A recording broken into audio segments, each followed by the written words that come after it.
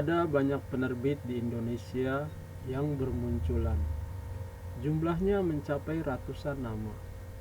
Tapi meskipun kita mendapatkan nama dari Perpusnas atau IKAPI, sudah pasti datanya tidak akan sesuai di lapangan. Kenapa hal ini terjadi? Karena selama berjalannya waktu, ada banyak penerbit yang telah berguguran, alias tinggal namanya doang. Sedangkan hasil terbitannya sudah tidak ada lagi. Dan ada pula yang setiap tahun muncul nama baru di panggung penerbitan Indonesia. Alasan kedua, tidak sedikit penerbit, terutama penerbit indie, yang pastinya tidak menjadi anggota IKAPI. Selain itu, mereka juga banyak yang tidak mengurus ISBN secara resmi ke Perpusnas, terlebih untuk produk buku-buku ala self-publishing. Alasan berikutnya, ada seabrek nama penerbit yang statusnya di bawah satu atap penerbit induk yang kehadirannya tidak berjalan efektif atau tidak lagi menerbitkan buku. Ditambah lini-lini tersebut milik penerbit indie.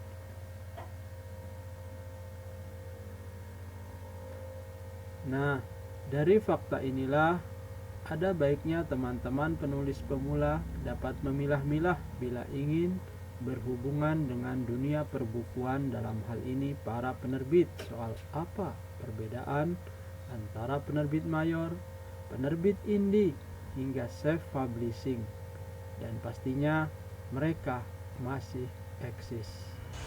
Assalamualaikum warahmatullahi wabarakatuh. Jumpa lagi dengan saya, teman-teman, Abdul Aziz Soekarno. Sebagaimana prolog barusan, saya kali ini ingin menyampaikan kepada kalian perihal membedakan penerbit mayor, penerbit indie, serta self-publishing. Nah, ini mungkin tema ini sering sekali diulas oleh banyak pemerhati buku. Namun kali ini saya juga tertarik ingin mengulang ya tema ini. Siapa tahu di antara teman-teman masih belum atau ada yang belum paham ya tentang perbedaan ini. Ini tentu sangat penting buat teman-teman yang tertarik dengan dunia perbukuan ya, yang ingin mengirimkan naskahnya ke penerbit supaya tidak salah kirim. Maksudnya perlu tahu mana penerbit mayor. Biasanya kan antara penerbit mayor dengan penerbit indie itu ada perbedaan ya, ada selera yang berbeda gitu kan, dan tentu pendekatannya pun berbeda gitu kan. Nah, kali ini langsung saja saya ingin ke topik utama, yakni apa itu penerbit mayor. Yaitu penerbit mayor adalah penerbit yang ini dalam tanda petik berkiblat kepada dominasi pasar.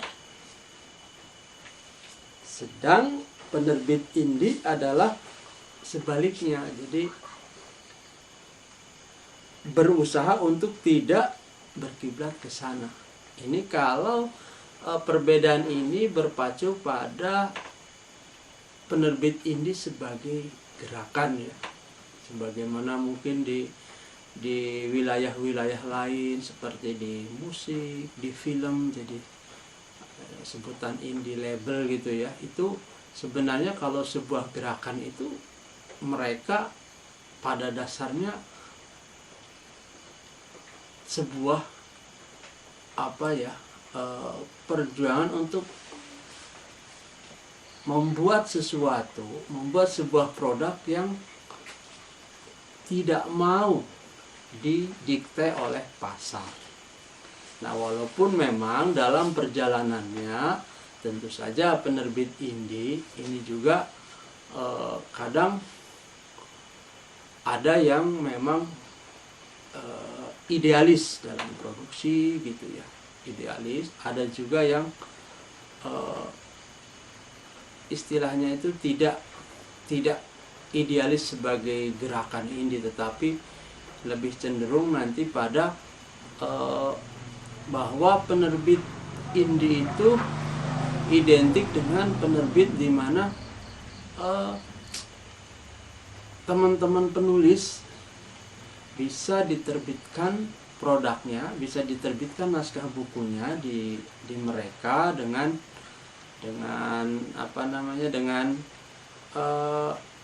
modal produksi dari kalian gitu, atau mungkin 50-50 atau semuanya ditanggung oleh penerbit indie, tetapi nanti dengan kebijakan yang tentu karena berbeda dengan penerbit mayor, kemudian mereka terbitkan kan gitu. Nah, tadi saya jelaskan, jadi penerbit mayor itu penerbit yang mau tidak mau biasanya akan membuka diri, bahkan siap berkompromi dengan pasar, dengan arus besar pasar industri ya. Maunya pasar apa, maka penerbit mayor akan berusaha untuk mengikutinya gitu, karena yang dibutuhkan adalah penjualan sebanyak-banyaknya gitu kan, tanpa artinya kualitas yang mereka buat, tema yang mereka buat itu juga sangat berpengaruh dengan pasar, dengan permintaan pasar ya. Nah, karena kiblatnya itulah tentunya penerbit mayor biasanya memiliki kemampuan gitu, atau modal yang besar. Sementara penerbit indie cenderung modalnya terbatas, pas-pasan, ditambah sifatnya yang melawan arus tadi. Jadi memang penerbit indie biasanya memproduksi tidak istilahnya itu memproduksinya udah semangat tanpa ada keinginan cetak laku kayak kacang goreng misalnya kan kayak gitu. Tetapi itu kan dasar penerbit indie kalau sebagai gerakan tadi ya gitu kan, bukan sebagai ya yang penting penerbit yang semuanya serba terbatas dan kemampuan untuk menciptakan produksinya juga diiringi dengan semangat yang besar tanpa harus terpaku pada modal yang besar gitu Pak. Yang penting terbitkan kan gitu. Itu ya. Nah, segmen pasar penerbit indie tidak seluas penerbit mayor. Tema-tema yang dibidik penerbit indie pun biasanya agak dijauhi penerbit mayor. Contohnya ya, misalnya buku-buku sastra serius seperti puisi atau genre kritik ya, atau buku-buku filsafat, atau mungkin buku-buku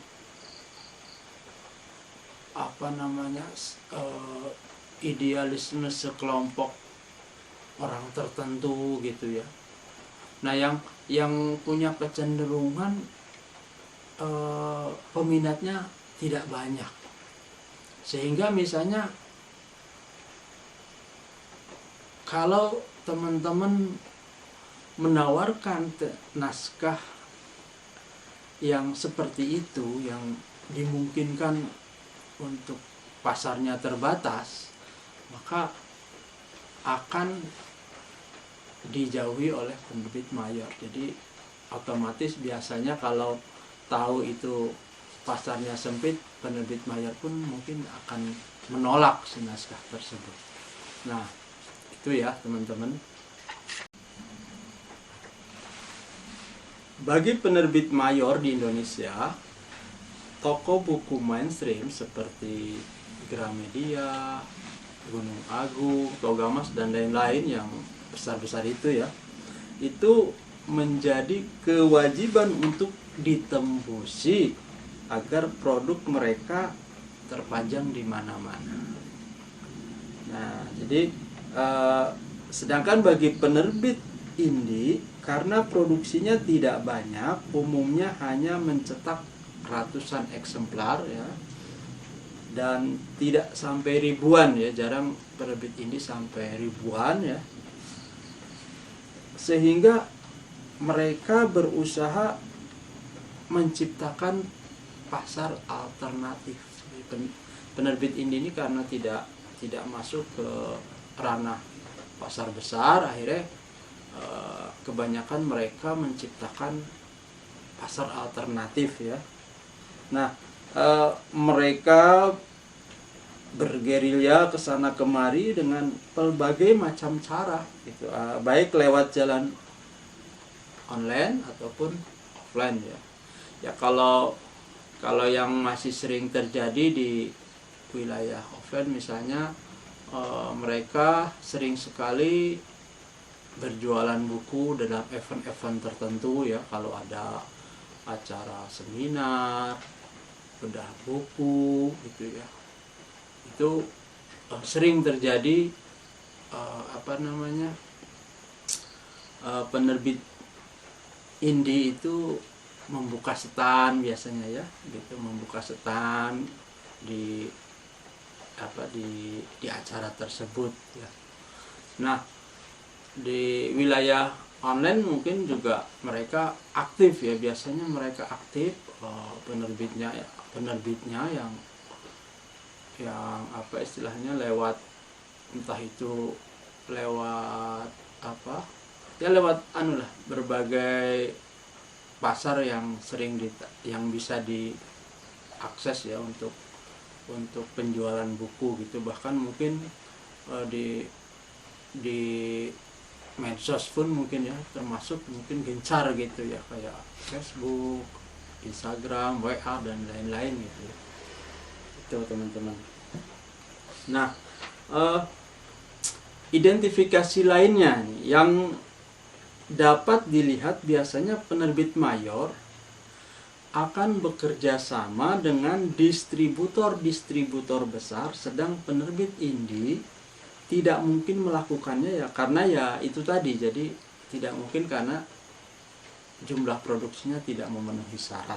Nah, bahkan kalaupun ada penerbit indie yang mencoba peruntungan di toko buku mainstream ya, distributor besar yang memasarkannya pasti akan mengeluh, karena ujung-ujungnya buku-buku yang tidak diminati pasar akan berakhir dengan pengembalian secara besar-besaran. Jadi memang ada sih penerbit indie yang kebetulan mungkin mereka ada budget ya untuk menerbitkan buku dengan banyak eksemplar dan tertarik untuk masuk ke level pasar besar ya, dengan bekerja sama di distributor ya. Tetapi kalau kita tahu dapurnya distributor itu, tentu sebenarnya kan kita tahu bahwa para distributor besar itu punya standar ya. Mereka ingin buku-buku yang masuk dari relasi mereka adalah buku-buku yang laris gitu ya, yang sesuai dengan standar atau keinginan toko buku, berdasarkan dari pengalaman data yang ada gitu ya. Nah, ketika mereka bekerja sama dengan penerbit yang dalam tanda petik lagi satu tidak mau nurut gitu ya, tidak mau nurut dengan mereka, itu ya di belakangnya tentu saja pasti pengen apa ya, grundel lah atau gimana ya, yang intinya kurang antusias dalam memasarkan buku-buku yang berat di pasaran tersebut. Jadi itu apa, pembeda yang mendasar ya sebenarnya dari produk indie gitu kan. Nah, tetapi memang pada kenyataannya di lapangan kadang penerbit indie juga banyak yang memang tidak penuh idealismenya ke situ ya, tetapi lebih pada karena keterbatasan modal aja mereka memproduksi buku yang kadang-kadang mereka tahu bahwa buku tersebut memang laris di pasar gitu ya, tetapi mereka hanya bisa memproduksi tidak banyak kan gitu. Jadi atau bahkan ada juga penerbit indie yang tidak mempedulikan lagi kualitas itu ya. Apakah karya si pengarang itu punya bobot yang bagus ya, baik di luar urusan pasar ya, ini bobot secara isi ya, tapi lebih dia semangat aja untuk menerbitkan karya-karya penulis yang bahkan mungkin dalam urusan teknisnya aja karya itu sebenarnya perlu untuk direvisi lagi atau belum jadi gitu. Kadang banyak penerbit indie juga yang menerbitkan buku-buku yang katakanlah belum dianggap buku ya, atau mungkin masih amatiran karyanya ya, masih banyak kekurangan, tetapi tetap karena semangatnya atau mungkin karena misalnya mencari keuntungan gitu ya dari pembuatannya gitu ya, dari produksinya, mereka tetap menerbitkan buku mereka, buku-buku yang tanda petik belum jadi tersebut. Nah, memang saya sendiri sebagai orang yang bergelut di dunia penerbitan, alangkah idealnya ya buat penerbit indie itu yang tanda petik, maaf ini banyak tanda petik, dalam hal ini memperhatikan karya penulis gitu ya. Jadi untuk penulis-penulis muda atau penulis-penulis yang ya ingin banget bekerja sama dengan penerbit indie, alangkah baiknya di samping diterbitkan juga diperhatikan supaya bagaimana karya-karya itu atau si penulis tersebut menulis dengan karya yang lebih baik lagi. Misalnya dalam pertemuan pertama mungkin karya si penulis itu diterbitkan masih nilainya katakanlah 5 atau 6 gitu ya. Nah, kemudian ketika si penulis itu mau menulis naskah lagi, buatlah bagaimana naskah yang kemudian nanti diterbitkan berikutnya oleh si penerbit indie itu semakin berkualitas lagi. Itu alangkah baiknya seperti itu ya, kepada teman-teman penerbit indie pun mungkin penting untuk punya kepedulian terhadap terhadap karya para penulis mula, sehingga tidak asal terbit. Ini juga sebenarnya akan menjadi kesan bagus sebenarnya kalau teman-teman penerbit indie itu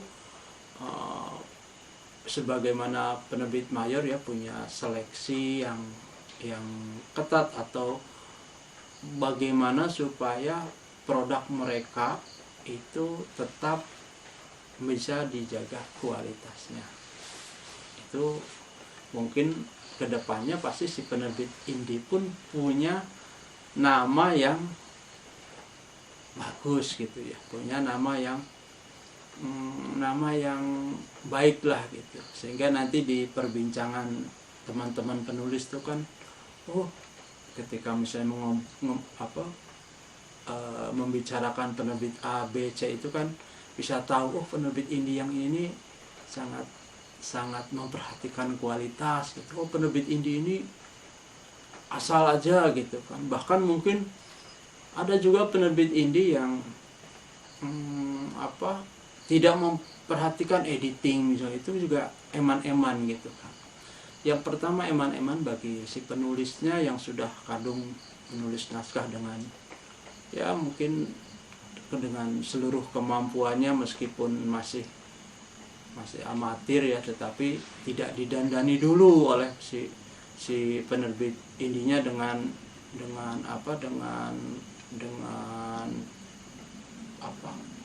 editing ya, dengan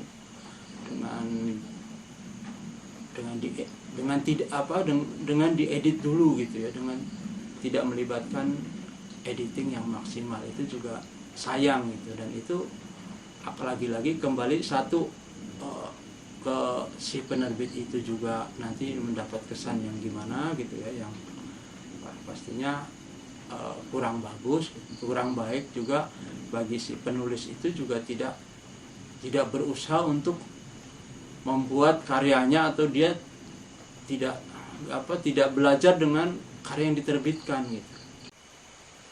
Nah, perbedaan lainnya yang mencolok adalah bahwa penerbit mayor umumnya sudah mampu melakukan semua hal yang berkaitan dengan usahanya secara profesional ya. Sedangkan penerbit indie kebanyakan masih mencampur-campur, baik dalam urusan tempat usaha atau kantor, sumber daya manusianya, sistemnya, dan lain-lain. Jadi itu yang paling mencolok juga ya dalam perbedaan antara penerbit mayor dengan indie itu. Kalau penerbit mayor urusan profesional itu sudah terpisahkan ya dari urusan-urusan yang tadi saya sebutkan, misalnya urusan tempat usaha ya. Beda dengan penerbit indie. Kadang kalau penerbit indie kan kadang rumah bisa sekaligus kantor. Kadang mungkin di tempat-tempat tertentu ada juga yang kos-kosannya menjadi kantornya juga gitu ya. Nah itu karakter penerbit indie masih seperti itu, masih banyak gitu ya. Jadi kantor sekaligus tempat tinggal, tempat tidur. Nah terus SDM juga kalau penerbit mayor sudah jelas ya. Di situ karena yang terlibat dalam usaha tersebut banyak ya, melibatkan banyak profesi, melibatkan banyak SDM, mulai dari bagian keuangan, bagian redaksi aja ada banyak macamnya ya. Juga ada bagian yang jelas bagian pracetak aja sudah melibatkan banyak orang, banyak SDM. dari mulai editor, desain cover, setter ya. Belum lagi wilayah di luar redaksi, wilayah administrasi, wilayah kalau mungkin itu penerbit tersebut punya punya percetakannya juga, tentu pasti lebih banyak lagi SDM yang terlibat seperti para operator mesin cetak, bahkan mungkin hingga bagian gudang, bagian pemasaran dan lain-lain. Itu penerbit mayor. Sementara penerbit ini ya masih campur-campur. Untuk bahkan bisa jadi kalau ownernya sendiri bisa ngedit, bisa nge-layout, bisa desain, mungkin kadang diborong oleh si ownernya, si pemiliknya gitu ya. Penerbit ini itu seperti itu biasanya. Jadi masih belum bisa memisahkan wilayah-wilayah profesionalitas secara tegas karena keterbatasannya gitu. Karena keterbatasannya ada lah gitu.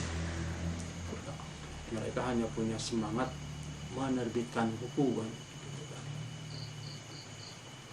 Nah, lantas bagaimana dengan penerbit yang modalnya masih terbatas? Katakanlah hanya bisa memproduksi 1-2 judul buku saja dalam sebulan ya toh. Namun produksinya langsung banyak gitu. Dan bukunya dipasarkan oleh toko buku mainstream. Nah, kan ada juga toh kalau kita lihat penerbitnya kecil ya toh. Dia masih kantor masih belum ada gitu ya. Tetapi buku-bukunya sudah masuk ke level pasar besar. Mereka mencetak ribuan eksemplar misalnya. Itu jawabannya adalah selama penerbit itu berkiblat kepada dominasi pasar, maka saya lihat itu kurang tepat untuk dikatakan penerbit indie. Mungkin lebih tepatnya penerbit kecil yang sedang merangkak menjadi penerbit mayor atau calon penerbit mayor. Nah, tapi fenomena yang umum terjadi memang, yang umumnya ya, kalau penerbit itu masih kecil, kebanyakan mereka itu berjalan dengan 2 kaki. Jadi mereka ketika tahu buku-buku yang dia produksi itu bisa berbau pasar, mereka masukkan ke toko-toko buku mainstream ya. Tapi untuk karya-karya yang memang sangat terbatas, mereka ya juga menerbitkannya hanya terbatas. Nah, itu kebanyakan yang terjadi dari penerbit-penerbit kecil. Jadi mereka melakukan 2 peran gitu kan. Tetapi ketika mereka besar, nah itu baru mereka ketahuan.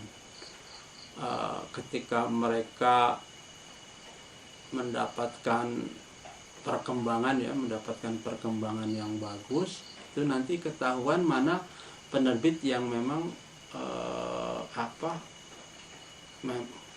berobsesi menjadi penerbit mayor yang sangat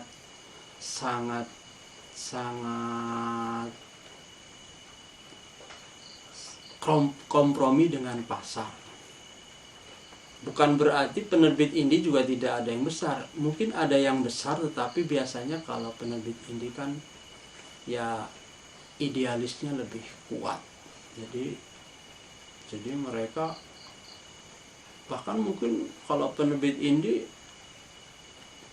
ada kegilaan, mereka misalnya sudah tahu bukunya tidak hanya terbatas pasarnya, mereka berani gitu ya, berani mencetak banyak.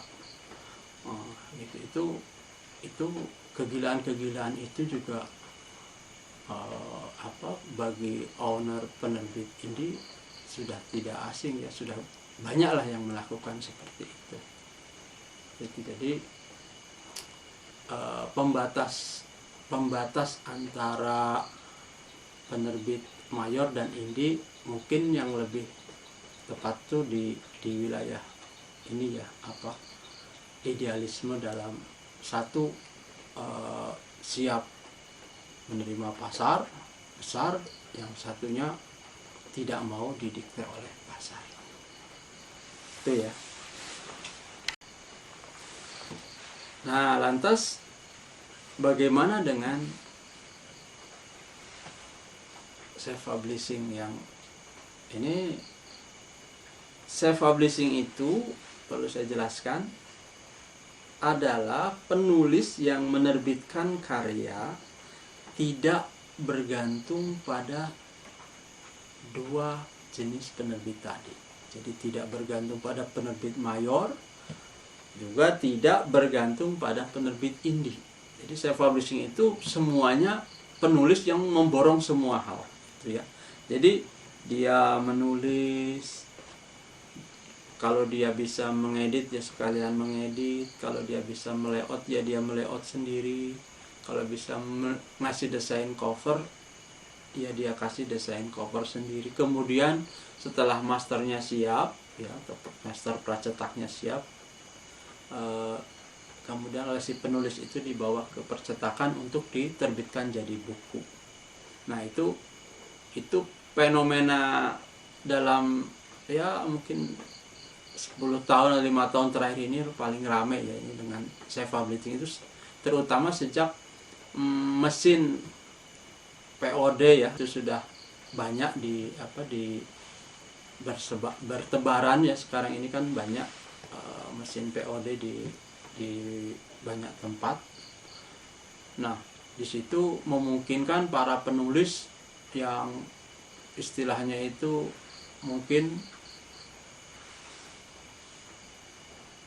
tidak ingin naskahnya ngendon terlalu lama atau ribet gitu ya, mungkin kalau berurusan dengan dua penerbit tadi, akhirnya diterbitkan sebebasnya oleh mereka gitu ya. Itu yang disebut self publishing. Memang ya ada juga penulis yang bukan berarti semua pracetaknya dia garap. Bisa jadi mereka nulis kemudian mencari orang untuk mengedit, mencari orang untuk layout. Jadi dia yang bayar ya. Nah, kemudian sampai jadi pun pemasarannya ya ada yang memang dipasarkan secara olehnya ya gitu ya, dengan niat mencari keuntungan gitu ya. Nah, kalau urusannya dengan keuntungan ini kan memang untuk self publishing ini keuntungannya dari kerjasama dengan dua penerbit tadi, dengan mayor ataupun dengan indie, tentu keuntungannya paling banyak gitu ya. Itu bagi teman-teman penulis yang melakukan self publishing ini bisa menciptakan pasar gitu, atau punya pasar. Tapi kebanyakan memang yang saya amati itu mereka membuat buku itu hanya ya paling mencetak berapa eksemplar, kadang untuk dibagikan ke teman-temannya, jadi atau hanya untuk koleksi, jadi hanya nyetak cuma berapa 5 eksemplar atau 10 eksemplar gitu ya. Gitu. Jadi memang ada yang ada niat ke bisnis, ada juga yang untuk kepuasan gitu. Memang untuk bisnis bisa berkali lipat ya gitu kan, dibanding bekerja sama dengan mayor ya. Tetapi plus minusnya ini tentu penerbit indie itu penerbit self publishing itu menerbitkan sendiri itu menurut saya sih akan banyak kekurangannya, kelemahannya. Bagaimanapun ya mungkin 1-2 lah ada produk self publishing yang kalau kita baca itu bagus ya dari banyak sisi ya. Tetapi lebih banyak lagi yang ya eman aja gitu kan, karena mungkin temanya cara isinya kurang maksimal gitu ya, editingnya juga mungkin masih kurang gitu. Jadi itu saya kira kelemahan dari self publishing ya, tanpa membicarakan bisnis ya. Jadi ke kualitas karya, rekomendasi saya memang tetap penerbit mayor ya. Kecuali kalau jalan penerbit mayor itu mentok, atau mungkin kalian punya naskah bagus tetapi memang tidak mungkin kalau diterbitkan mayor, nah itu solusi kedua boleh diterapkan, yakni menawarkan ke penerbit indie gitu ya. Itu memang pilihan yang ideal, memang lebih tepat kalau nggak mayor ya indie gitu aja. Itu saran saya sih. Tapi lagi-lagi kita nggak tahu apakah si penulis itu menerbitkan bukunya untuk apa kan gitu. Kalau hanya untuk ya pokoknya dokumentasi pribadi gitu, ya boleh aja dengan self publishing. Tapi kebanggaannya saya kira akan lebih apalagi kalau si penulis itu bisa diterbitkan oleh penerbit mayor. Bahkan dalam penerbit mayor aja itu kan pengennya kadang si penulis itu kan ada penerbit misalnya, saya mah akan bangga kalau naskah saya itu diterbitkan oleh penerbit A atau penerbit B kan gitu. Walaupun sama-sama mungkin ini di level semuanya mayor gitu kan, tapi kadang kebanggaan spesifik itu kadang pengaruh gitu kan. Ada nilai lebih lah gitu ya untuk penerbit mayor gitu. Penerbit indie juga kayaknya mungkin sama gitu. Jadi ada penerbit indie yang punya kesan atau punya nama di para penulis itu yang memang bagus gitu ya. Tapi juga ada yang penerbit indie yang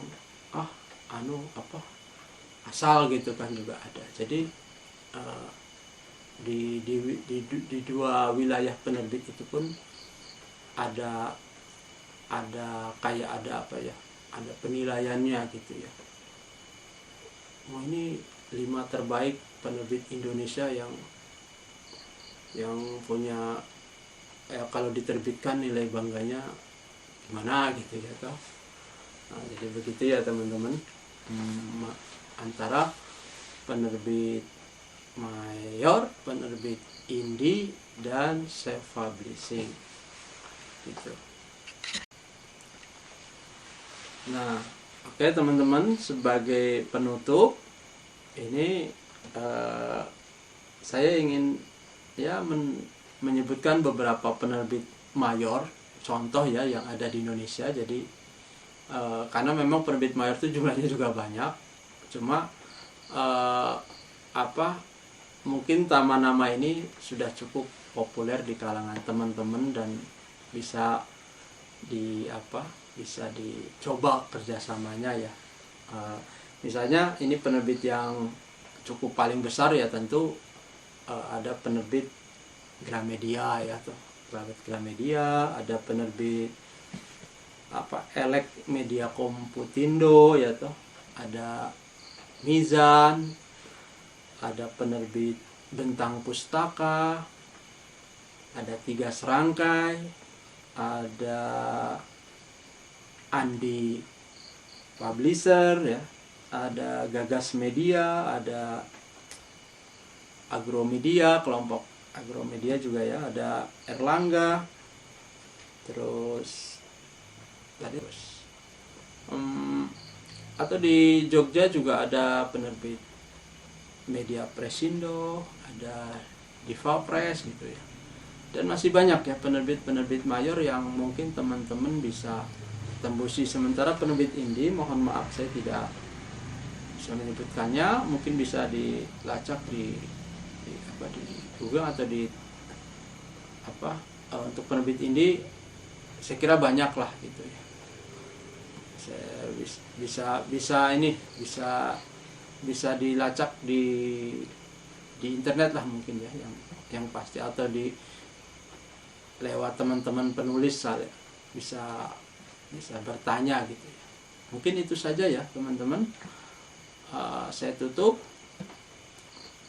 Wabil taufiq wal hidayah. Wassalamualaikum warahmatullahi wabarakatuh.